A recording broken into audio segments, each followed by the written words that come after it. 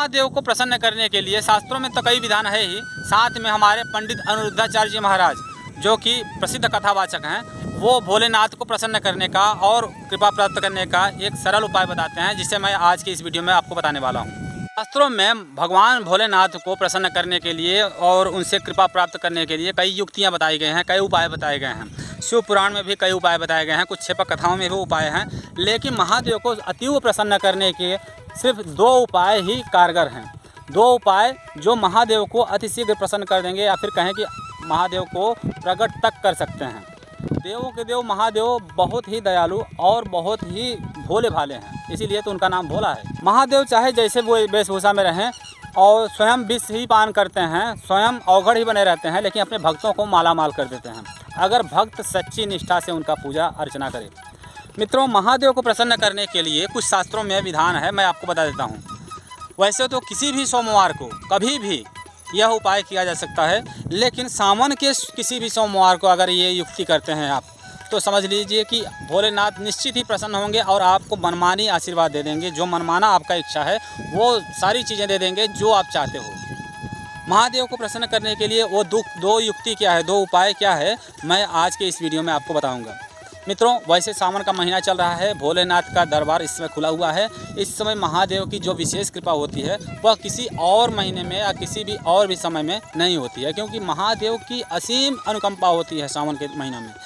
सावन के महीने में महादेव स्वयं कैलाश से उतर करके पृथ्वी पे विचरण करते हैं। मित्रों, इसीलिए सावन का महीना बहुत ही पावन माना जाता है। और इस वर्ष 2023 में सावन तो 2 महीने का लगा हुआ है। 2 महीने के सावन में आप लोगों को भगवान भोलेनाथ को प्रसन्न करने के लिए बहुत ही जो है सुगम तरीका मैं आपको बता रहा हूँ। शिव जी को प्रसन्न करने के लिए 2 युक्ति मैं विशेष आपको बता रहा हूँ। भोलेनाथ जैसे राम को प्रसन्न करने के लिए, भगवान राम को प्रसन्न करना चाहते हैं, तो किसको आप प्रसन्न करेंगे? जैसे आपको मित्रों प्रधानमंत्री से मिलना हो या मुख्यमंत्री से मिलना हो, तो अगर वहाँ के मेन इंचार्ज, सिक्योरिटी इंचार्ज से अगर आपका संपर्क है तो वो आपको जाने देगा अंदर, है ना। जैसे आप जानते हैं कि राम भगवान से मिलना है अगर आपको, तो राम ना मिलेंगे हनुमान के बिना, हनुमान उनके पहरेदार हैं। तो ऐसे ही महादेव के भी पहरेदार हैं नंदी बाबा। नंदी बाबा के ऊपर भोलेनाथ की असीम कृपा रहती है, और नंदी बाबा की आज्ञा बिना किसी का एंट्री महादेव के दरबार में नहीं हो पाता है। इसीलिए शास्त्रों में नंदी बाबा को, नंदी बैल जो हैं वो भोलेनाथ के अति निकटवर्ती रहने वाले और बहुत ही प्रिय भक्त हैं। अगर आप नंदी महाराज को प्रसन्न कर लेते हैं तो समझ लीजिए कि भोलेनाथ कृपा हो चुकी है आपके ऊपर। नंदी महाराज को प्रसन्न करने के लिए कुछ युक्तियां हैं, वो सुन लीजिए। आप सावन में प्रत्येक सोमवार को नहा धो करके, स्नान करके बाकायदा भोलेनाथ का आपको पूजा करना है, तो उनका तो विधिवत पूजा करें ही, साथ ही नंदी महाराज का पूजा करना नहीं भूलिएगा, और विधि विधान से नंदी महाराज का पूजा करें। हो सके तो हर सोमवार को, जो मैं युक्ति बता रहा हूँ वो यही है, हर सोमवार को आपको मिट्टी का नंदी बना करके और आपको उस पर भांग चढ़ा करके, भांग धतूरा फूल वगैरह जो भी आप चढ़ा सकते हैं, चढ़ा करके पूजा अर्चना करें, कुमकुम टीका लगाएं, हल्दी लगाएं, अक्षत लगाएं। तो नंदी महाराज से प्रार्थना करें कि नंदी महाराज अपने प्रभु भोलेनाथ से कहिए कि वो मेरी अर्जी सुन लें। तो नंदी बाबा जब भोलेनाथ से कहेंगे तो आपकी अर्जी सुन ही लेंगे महादेव, इसमें कोई संदेह नहीं है। क्योंकि कभी कभी क्या होता है कि प्रधानमंत्री से भले नहीं मिल सके हम, लेकिन सिक्योरिटी इंचार्ज से अगर हमारी बात बन गई तो प्रधानमंत्री कितना भी बड़ा हो वो मिलेगा ही मिलेगा। एक उपाय है। दूसरा उपाय है कि महादेव को बिल्व पत्र 11, 21, 51 या 101 या 1001 पत्ते प्रत्येक दिन चढ़ाएं। सोमवार को नहीं, प्रत्येक दिन चढ़ाएं, न केवल सोमवार को, प्रत्येक दिन चढ़ाएं। लेकिन अगर आपको नहीं हो सकता है तो आप प्रत्येक सोमवार को जरूर चढ़ाएं।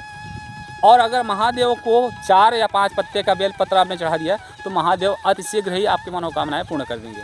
तो जो मैंने उपाय आपको बताया है, यह उपाय आपको शास्त्रों में नहीं, लेकिन शास्त्रों के छेपक कथाओं में जरूर मिल जाएंगी, क्योंकि ये चीज़ें आपको हर जगह सुनने को नहीं मिली होंगी। लेकिन ये बात बिल्कुल सच है, जो बड़े पंडित होंगे, आचार्य होंगे, वो ज़रूर ये चीज़ें बताएंगे कि नंदी महाराज का पूजा करना महादेव को प्राप्त करने का बहुत ही सरल और सुगम तरीका है।